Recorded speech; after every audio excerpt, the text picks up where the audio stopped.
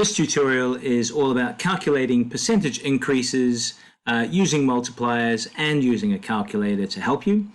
The main method that we're going to be using is converting our percentages into multipliers, and we need to be able to do that first before we can do any calculating with the calculator. Let's have a look at the first question here, where we're asked to increase 5,440 by 60%. So let's focus on the 60%. We have to rename 60% as a multiplier. So the multiplier works like this. You got to think of 100% first. So 100% is the original amount, right? So that's the 5,440 in this case. And then we have to add the 60%, and that will give us whatever that gives us. So we're going to add these two percentages together. We need 160%. The way we can think of this is 160 over 100, because that's the percent bit, and that will enable us to convert the percentage of 160 into a decimal multiplier, which is where we're going. So 160 divided by 100. So how do we do that? Well, the decimal point is here, and we're going to move it to the left. We're going to jump place values. How many? 1, 2. There are two zeros in the denominator. The denominator is a multiple of 10. And in this case, there are two zeros. So we jump 1, 2. The decimal point now becomes there. And now we can see that the multiplier is going to have to be 1.6.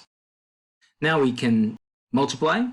We multiply 5,440 by our multiplier, and that will give us the final answer. So let's do that. 5,440 multiplied by the multiplier of 1.6, and we get 8,704. Unit of measurement is millimeters, and that is our final answer. We go about number 2 in a very similar manner. Let's think of 100%, right? That is 280. We need 124%, so we're going to add 124%, and that will give us whatever that gives us. So we add those two percentages together, and we get 224%. Now we need to convert 224% into a decimal. 224 over 100. The decimal point is here, and we're going to move that decimal point to the left. How many place values will it jump? It will jump 1, 2, because there are two zeros in the denominator. So 1, 2. And so now we know that the multiplier for 124% has to be 2.24. So all we have to do is multiply 280 by 2.24, and we will get the correct answer. So let's do that. 280 multiplied by 2.24. And there we have it. It's 627.2. Use the unit of measurement. And there we have the final answer. Please do note that for number 2, the multiplier was 2.24.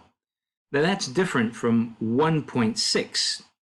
Now the reason it was more than 1 point something is because the percentage was over 100%. So when percentages are more than 100%, you are going to get a multiplier which is more than 1 point something.